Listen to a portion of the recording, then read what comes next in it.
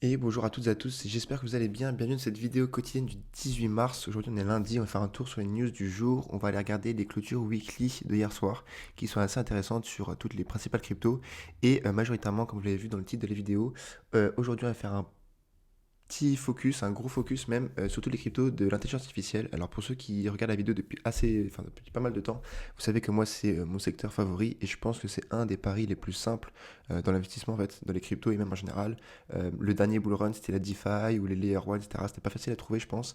Je pense que la tendance actuelle ou future proche de ce prochain bull run ça va être l'intelligence artificielle et je pense que c'est pas très compliqué à voir. En tout cas moi c'est le pari que j'ai fait. Donc on commence directement avec Crypto Bubbles. Comme d'habitude, on a une map qui est plutôt bien dans le vert. On a eu un week-end qui était assez compliqué hein, durant le dernier jour. On a eu une petite correction, on va dire, et ça se reprend. Le marché reprend pas mal de couleurs très vite. En fait, on a ce lien qui est revenu, en fait, où toutes les cryptos montent avec BTC. À l'époque, on va dire dans la période d'accumulation, BTC était quasiment le seul à prendre toutes les liquidités, même avec les ETF, Bitcoin, etc. etc. Et depuis quelques temps, maintenant, tout remonte avec BTC et BTC est en train de vraiment redevenir le métronome du marché tel qu'on le connaît depuis tout le temps. Niveau des volumes, ça s'est calmé, ce qui est normal hein, parce qu'on était samedi, dimanche, donc c'est le week-end. Forcément, les institutionnels ne sont pas là et même généralement les gens sortent et il faut sortir. Il faut pas passer, faut pas être tout le temps devant les écrans. D'ailleurs, j'ai pas prévu d'en parler, mais ça me rappelle un tweet que j'avais vu de Poulpe, pour ceux qui le connaissent sur Twitter, où en fait il mentionne et il rappelle qu'il y a beaucoup de monde qui ont fait pardon, mais des burn-out simplement à force d'être tous les jours trop devant les écrans, etc. etc. Faut faire attention en vrai, l'instinct mental c'est plus important et je pense que c'est pas vraiment pas à prendre à la légère. Moi d'habitude c'est quelque chose dans lequel je ne crois pas et je me dis ouais entre guillemets on s'en fout mais en fait non faut vraiment pas s'en foutre je pense parce que ça peut, enfin tout un bull run, toute une performance peut vraiment se jouer à ça et pourquoi je pense à ça aussi parce que ce matin j'ai eu une notification sur mon téléphone où il te dit ton temps d'écran de la semaine dernière et moi ça fait peur. En tout cas, c'est l'augmentation qui fait peur. J'ai un temps d'écran qui a beaucoup augmenté par rapport à habituellement. Et donc voilà, tout ça pour dire que si c'est votre cas aussi, si vous passez pas mal de temps devant les écrans, il faut savoir gérer. Il faut savoir aussi décrocher et les performances n'en sont que meilleures. Allez, on revient au terme des cryptos. Ce qui est assez intéressant, c'est que Solana est passé devant BNB. Où en fait, quand on compare les volumes, hein, Solana, on est à plus de 10 milliards de dollars de volume et BNB, entre guillemets, que à 3 milliards. C'est tout simplement à cause de, ou grâce à toute l'envolée des mêmes coins sur Solana. Et elle passe en quatrième position. Moi, je trouve ça normal et je pense que Solana, sur long terme, sera toujours devant BNB. Allez, niveau catégorie sur CoinGecko. Pourquoi est-ce qu'on va faire un focus sur l'intelligence artificielle aujourd'hui? Parce que l'intelligence artificielle a très bien performé durant cette jolie correction, en fait. Durant cette remise de correction, l'IA a très bien performé. Et pour ceux qui se souviennent, lorsqu'on allait dans les catégories de CoinGecko, pour trouver l'intelligence artificielle, en fait, il fallait descendre archi longtemps. Je pense qu'on était au début de la chaîne, hein, mais la catégorie IA, c'était autour des top 40 ou top 50. Maintenant, c'est beaucoup plus haut. Vous voyez que maintenant, déjà top 23. Donc rien qu'en 2 mois, on a déjà gagné une vingtaine, 25 places dans les catégories de CoinGecko. Et je pense clairement que ça va continuer. Ça va continuer comme ça va continuer à augmenter. Et typiquement, là, on est enfin passé devant les mêmes coins inspirés d'Elon Musk. Donc, en fait, c'était vraiment ridicule à quel point l'IA était sous-valorisée à l'époque, mais ça l'est encore selon moi, hein. Selon moi, ça l'est encore très sous-valorisé. Et tout simplement, voilà, ce qui est intéressant de voir, c'est la performance daily de tous les tokens qui sont liés à l'IA. Où en fait, voilà, Render plus 20%, Tao plus 10%. Hier, c'était un peu plus. Le gros de la performance, Tao l'a fait avant les autres tokens. Fetchai plus 10, SingularityNet plus 12. Ça, je ne connais pas, plus 25. Mais bref, tout est dans le vert et de manière assez significative. Et l'autre chose assez intéressante, c'est que Render est passé devant Tao Binance et est actuellement aux alentours de la 25e place et il a gratté, il a touché les 5 milliards de market cap. Donc on commence vraiment à rentrer dans la cour des grands, clairement.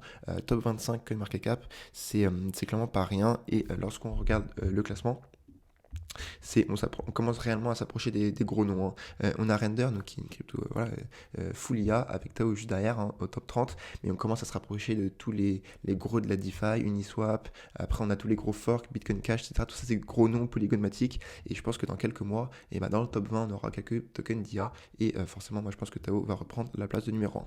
Deuxième haute parenthèse, alors je vous préviens, mais je vais passer assez rapidement sur toutes les fenêtres, parce que j'ai pas mal de fenêtres à passer, et du coup j'ai envie que la vidéo soit assez simple à regarder assez digeste et du coup je vais se passer assez rapidement.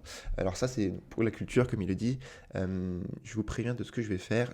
En ce moment je fais pas mal de moves de gènes. Je vais vous en parler en fin de vidéo aussi où j'ai mis des assez gros piliers en vrai sur des moves, sur des vraiment des cryptos qui sont très low cap. Donc là, on est vraiment dans le full des gènes, full meme coin, etc. Mais simplement, en gros, sur Twitter, moi, je suis. Je ne sais pas si vous le connaissez, mais c'est un gars qui a fait un challenge 10K ou 1 million. Et en fait, il a fini son challenge en une semaine parce qu'il a fait avec son premier move, par exemple. Et il y a une grosse partie de chance là-dedans. Et depuis, les calls qu'il a fait ont été vraiment moins bons. Mais c'est quelqu'un, en tout cas, voilà, cœur de métier, on va dire, ma spécialité, c'est pas être des gènes, c'est pas les mêmes coins. Très souvent, je me fais arracher. Moi, je suis investisseur, entre guillemets, de long terme. Et du coup, sur les trucs des gènes même coin, vu que c'est pas mon domaine, bah, je suis un peu les gens qui, je pense, sont un peu meilleurs que moi, avec une toute petite partie d'un capital. Donc récemment, sur la blockchain Solana, on a vu, il y avait 9 fois sur 10, c'était des scams, où en fait, c'est des gens, est-ce que je voulais passer? Non. C'était des gens qui mettaient leur adresse hein, pour des pre-sales de meme coin, et la grosse majorité, c'est des scams, et vous ne reverrez jamais la couleur de votre argent, etc. Et attention, parce qu'il y en a qui ont levé vraiment des 5 millions, 10 millions en quelques heures, alors que c'était des fakes, et ça se voyait, quoi, c'était des scams, c'était des fakes, ça se voyait, donc il faut vraiment faire attention. Maintenant, là, il y en a un autre où moi, je pense que je vais le faire. Euh, parce que j'aime bien le délire. Alors ça, je ne sais pas si c'est fake ou pas, mais sur Insta, je ne sais pas si vous connaissez, en gros, c'est un compte d'un œuf qui a le record de likes. Allez, c'est rien, la photo, c'est juste un œuf. Et donc voilà, le compte s'appelle World Record Egg. Donc je ne sais pas si le deal est vrai ou pas, mais en gros, apparemment, ce projet crypto veut racheter le nom, la brand, la marque, le compte Insta, le compte TikTok, etc. Pour faire un nouveau meme coin sur Solana, un énième meme coin et pour encore une fois casser des records et pourquoi pas l'œuf ça l'a fait sur Instagram, donc je pense que la hype peut clairement prendre sur Solana. Donc après attention, évidemment ceci n'est pas un conseil d'investissement mais clairement pas. Je pense que je vais envoyer un ou deux Solana, vraiment rien de plus et je suis clairement prêt à ne plus jamais revoir la couleur de mon argent. Donc il faut être prêt, mais moi c'est un peu sympa de s'amuser aussi parfois et je vous le partage avec vous. Allez, si on repasse un peu aux choses plus sérieuses, on a un tweet ici sur une théorie par rapport à Tao qui nous dit que Tao va être listé sur Binance et sur les autres Tier 1 exchange. Donc Tier 1 c'est Binance, Kraken, Coinbase, Bybit par exemple, à la fin du cycle pour qu'ils puissent dump tous les Tao qu'ils ont fini d'accumuler sur leurs clients. Et donc en fait moi ça rejoint clairement, je sais pas s'il a raison ou pas, je sais pas si c'est un insider ou pas, mais ça rejoint clairement l'idéologie que moi je partage, c'est-à-dire que les exchanges ne sont pas nos amis. Clairement, ce ne sont pas mes amis, ce ne sont pas vos amis à vous non plus. Et moi en tête de gondole pardon, pour moi, sur les exchanges les plus, on va dire un peu shady, les plus malsains, pour moi, c'est Binance. Clairement, je ne suis clairement pas fan de Binance et c'est clairement des actions qu'ils font. En fait, ils vont avoir gratuitement de la liquidité, donc en gros des projets où il n'y a eu aucun coût de production. Donc, je vais partir loin, ça va être long encore, mais bon, c'est pas grave. Les coûts de production, c'est un principe donc, dans l'économie. Typiquement, Bitcoin a un gros coût de production et c'est pour ça qu'il a beaucoup de valeur. Donc, pour avoir un Bitcoin, il faut beaucoup miner, il faut dépenser beaucoup d'énergie. Donc, c'est ça qu'on appelle les coûts de production. Et donc, ça, pour moi, c'est quelque chose qui est obligatoire lorsque quelque chose doit avoir de la valeur intrinsèque. Typiquement, Tao, c'est pareil. C'est un coût de production, il n'y a pas eu de pre-mine, etc. Et c'est pour ça que pour moi, intrinsèquement, chaque token Tao a de la valeur. Ok. Et donc, 99,9% des projets n'ont pas de coût de production. C'est juste des mecs qui ont fait une ligne de code et qui sont attribués 50% de la supply, tu vois.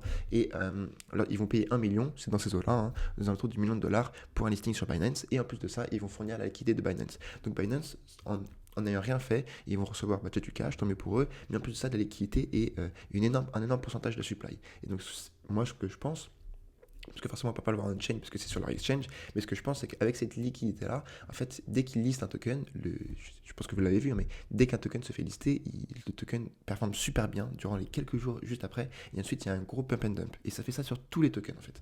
Et je pense que moi, à la source de ça, qui c'est, c'est tout simplement tous les insiders qui se sont gavés en token et qui dumpent sur tous les nouveaux entrants, et aussi Binance et tous les exchanges. Forcément le but c'est de faire du cash, donc moi je suis pas contre ça, hein, pas du tout, je suis capitaliste, et tant mieux s'ils gagnent de l'argent, mais je trouve que c'est malsain la manière dont la plupart de leur argent est fait. Et là, en fait, cette théorie, je ne sais pas si elle est vraie, j'espère pas, parce que clairement, tous les nouveaux entrants vont prendre cher. Si c'est le cas, mais clairement c'est une possibilité, il faut se préparer parce que malheureusement ça prend du temps là pour l'instant. On n'a aucune nouvelle pour des listings sur des gros exchanges de Tao, donc il faudra faire attention. Et si c'est le cas, si le listing Tao sur Binance arrive en fin de cycle, moi malheureusement ça va être un des moments où je vais vendre mes Tao parce que je sais que statistiquement, il y a de grandes chances que ça fasse comme tous les projets, un gros pump and dump, et je ne veux pas être parmi ceux qui vont se faire dump dessus, quoi, tout simplement. Ensuite, un autre move dégène, en ce moment je suis bien dégène, mais il faut pas trop le faire quand même, c'est en fait on a le record d'une whale qui achète un token que j'avais déjà vu passer pas mal de fois. Malheureusement, il a déjà beaucoup performé, mais là du coup depuis quelques jours je suis en train de me placer, de mettre quelques billes à coût de 0,5%, 1% de mon portefeuille sur des toutes petites low cap, parce que ça peut très rapidement faire des grandes performances. Et là on a une whale simplement qui a mis beaucoup de dollars, hein, je pense dans les 200-300 000 dollars sur Netmine AI, NMT. Et vu que je n'ai pas encore dig, mais voilà, comme ça je vous préviens, je vais dig un petit peu. Et je pense que si ça m'intéresse, s'il n'y a pas trop de red flag, parce que d'habitude, pour une position long terme, moi rien que ça, j'y vais pas. Parce que pour moi qui est AI dans le nom, c'est que c'est bizarre. Et ça me permet de faire le tri sur la quinzaine de cryptos que je vais passer par jour. Mais bon, je vais regarder. Et s'il n'y a pas trop de red flag, bah, je mettrai pourquoi pas 0,5% ou 1% de portefeuille. Ensuite, on a El CryptoProf qui nous partage un indicateur que je n'avais jamais vu auparavant. Mais tout simplement, si on regarde les dernières fois que c'est arrivé, bah, à chaque fois que c'est arrivé, on a eu un très gros rallye sur les altcoins. Donc lui, il est clairement biaisé parce il- il promouvoit en fait la surperformance des altcoins dans un futur proche, donc il ne parle que de ça, même si moi je suis d'accord fondamentalement avec lui. Je pense que actuellement le meilleur plan c'est de se positionner majoritairement sur les altcoins parce que le gros de la performance de BTC est déjà passé et il y a une cyclicité qu'on connaît qui n'est pas encore arrivée où c'est BTC qui pump, ensuite c'est ETH, ensuite c'est les altcoins et en réalité on n'a pas encore eu cette vraie alt season et tant mieux. Moi si elle arrive à partir de septembre, voilà, j'en serais que très reconnaissant. Et donc cet indicateur que je n'avais jamais vu, on a vu que les deux dernières fois où c'est arrivé, on a connu quand même des très gros rallyes d'alcoin. Et surtout ce qui est important, intéressant selon moi, c'est que c'est des rallyes qui sont assez longs. En fait, je trouve que généralement, actuellement quand on parle d'alt season, on a l'impression que ça va durer un mois et demi. Non, en fait ça va durer bien plus longtemps. Et on voit qu'à chaque fois que c'est arrivé, typiquement selon cet indicateur-là, c'est des périodes où beaucoup d'argent est fait si tu t'es bien positionné, mais ça s'est fait sur plusieurs mois, vraiment 4, 5, 6, 7 mois. Et il va falloir se rendre compte, en fait, il va pas falloir vendre trop tôt non plus, en fait. Donc voilà.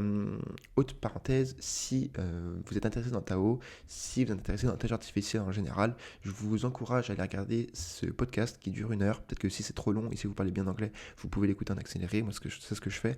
Où en fait, c'est le fondateur d'un fonds de venture capital qui a investi plus de 25 millions de dollars avec son fonds dans l'écosystème Tao Bitensor. Donc il a acheté du Tao en spot et ensuite il peut fund, donc il va financer des équipes qui veulent monter des subnets, etc. Et je trouve que c'est extrêmement intéressant de voir le point de vue de quelqu'un qui aime bien Tao, forcément, mais qui vient de la finance traditionnelle. C'est un mec qui a un fonds de venture capital, il investit il investit d'habitude dans des boîtes du Web 2, comme on les appelle, et c'est très intéressant de voir, voilà, de sortir un peu de ce prisme, parce que actuellement, qui connaît Tao, c'est que des mecs qui sont full impliqués dans la crypto, et c'est intéressant de voir un point de vue un peu plus extérieur. Allez, maintenant on passe sur les news. On a Cryptos qui nous fait un texte sur le Salvador qui détient finalement beaucoup plus de Bitcoin que prévu. Parce que le président du Salvador a fait un petit tweet où il a annoncé qu'il allait mettre tous ses Bitcoins dans un cold wallet. Il a bien raison. Et en fait, on s'est bien rendu compte qu'il avait plusieurs plus de Bitcoin que prévu. Il en a pour 400 millions de dollars. Et tant mieux, moi franchement, je suis pas content pour lui parce que c'est clairement pas facile de faire ce qu'il a fait, hein.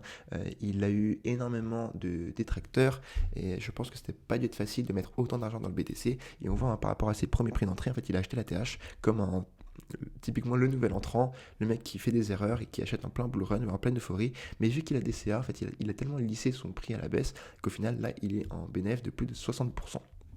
Donc, son prix de revient, et on le voit, c'est le pointillé ici.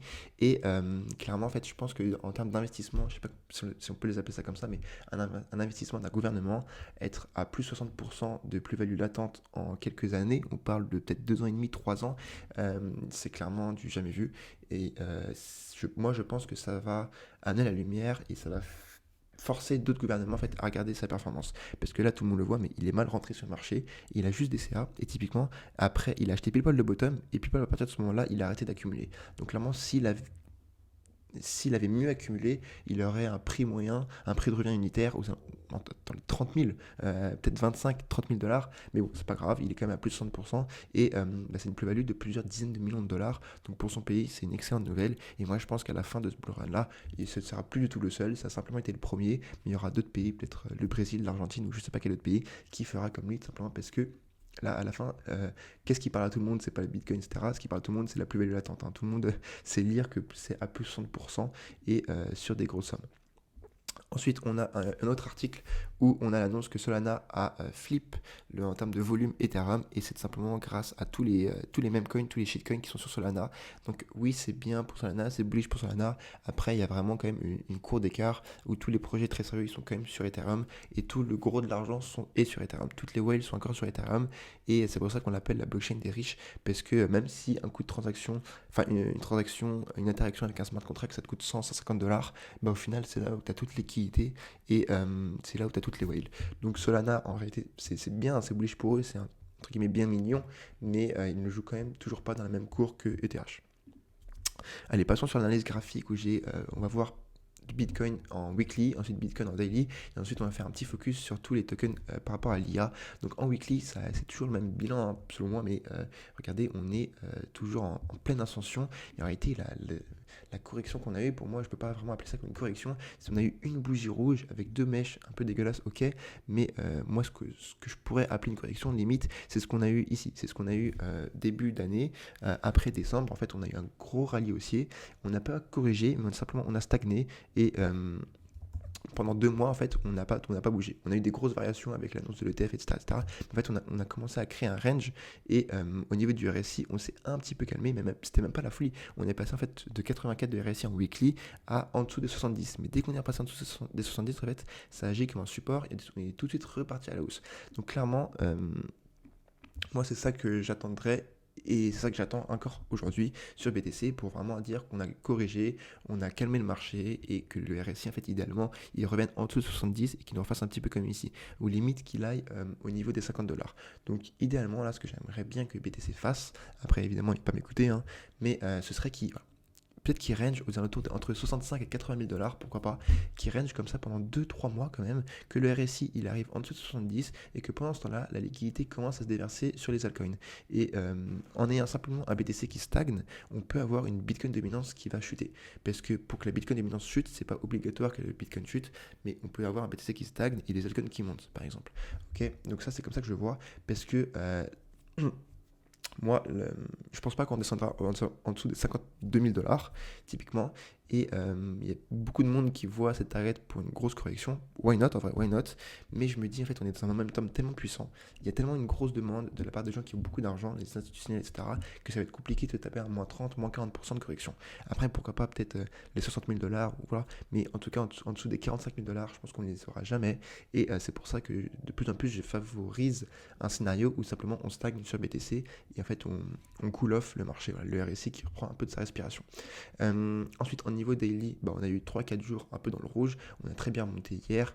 Et ah oui, c'est ça que je voulais vous passer aussi en weekly, simplement. Un truc qui graphiquement pardon, selon moi, n'est pas vraiment sexy. C'est simplement qu'on est archi loin de moyenne mobile. En fait, idéalement, pour être très bullish sur le moyen terme, j'aurais aimé qu'on soit au niveau ici, en fait, et qu'on soit au niveau de moyenne mobile et qu'elles agissent en tant que support. On voit que là, elles sont archi loin de nous. Donc après, si on stagne typiquement, les moyennes mobiles vont nous rattraper quand même assez vite. Je pense qu'en 2 mois, ça va nous rattraper. Mais typiquement, lorsqu'on a eu un écart entre nos moyennes mobiles qui étaient aussi haut, c'était ici. C'était en plein pendant le bull run là. Et forcément, si on se dit qu'on est d'ores et déjà en plein milieu dans le bull run, et ben vous voyez ce qui arrive juste après, c'est une grosse correction. Et moi, je pense que le timing ne matche pas. Donc j'aimerais bien voilà, qu'on vienne même pendant 3-4 mois reprendre appui sur nos moyennes mobiles qui reviendront, pourquoi pas, nous rattraper aux alentours de mai, un peu après le halving.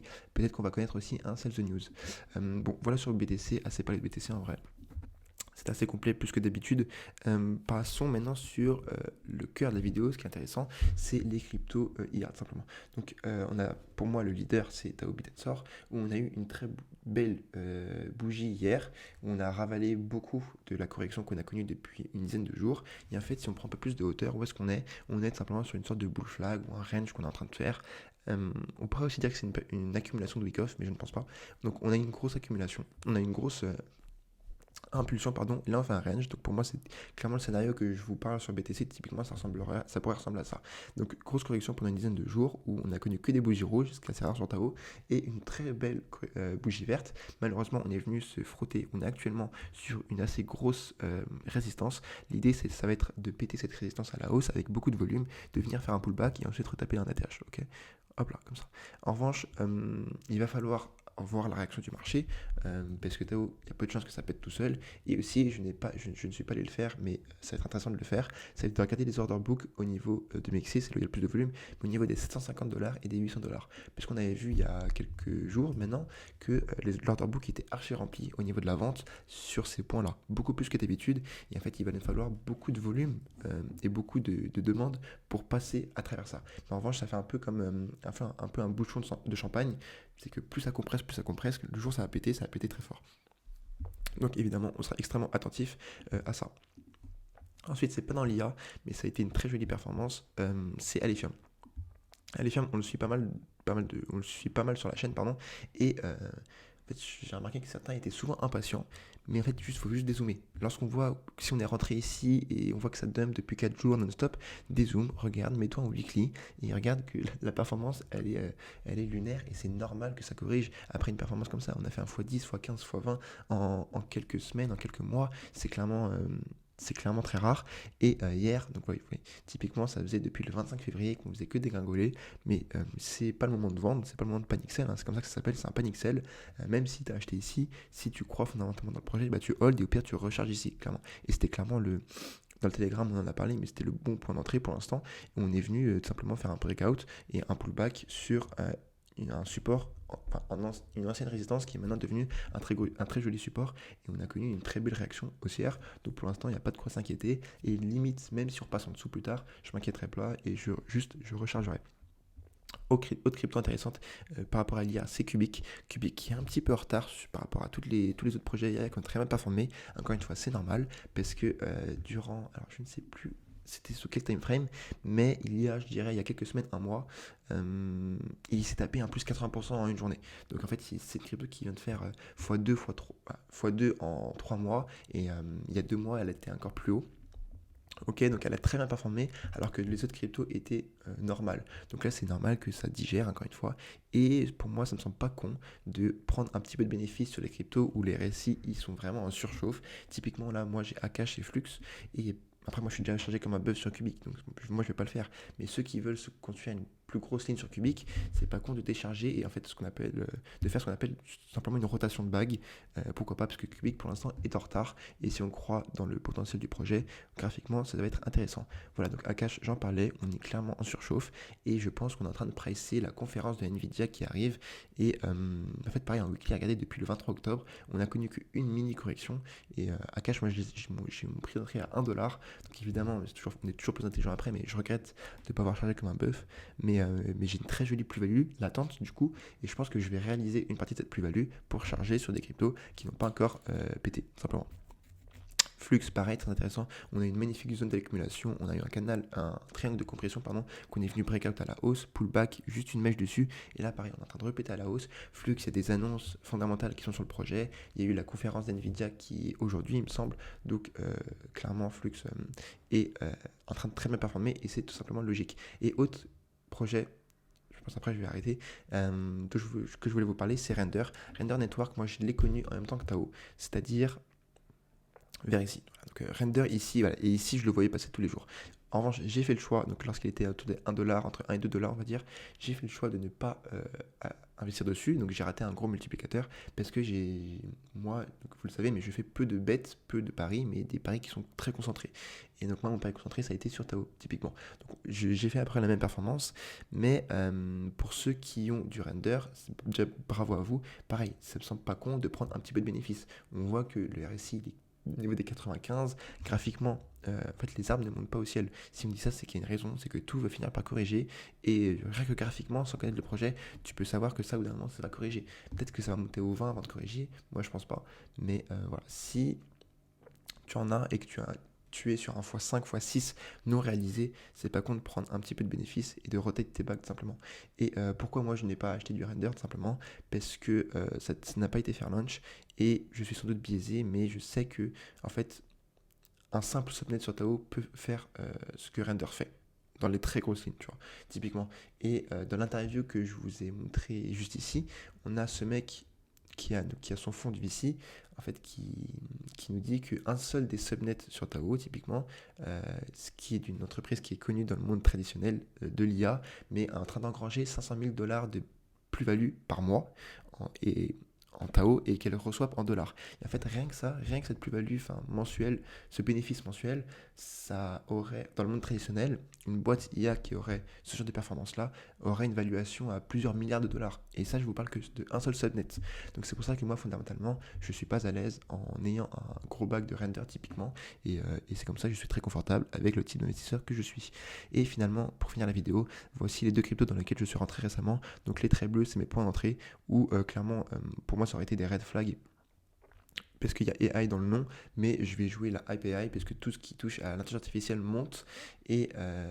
Donc là, on est clairement sur des très low cap. Ce n'est pas que c'est un investissement, mettez jamais plus de 1% de votre capital dessus. On est autour des 10 millions de market cap et des 25 millions de market cap. C'est extrêmement dangereux. Écoutez, vidéo assez longue, je pense, mais qui était quand même très intéressante. J'espère que ça vous a plu. N'hésitez pas à me le dire si c'est le cas, et je vous dis à demain pour une autre quotidienne. Ciao, ciao.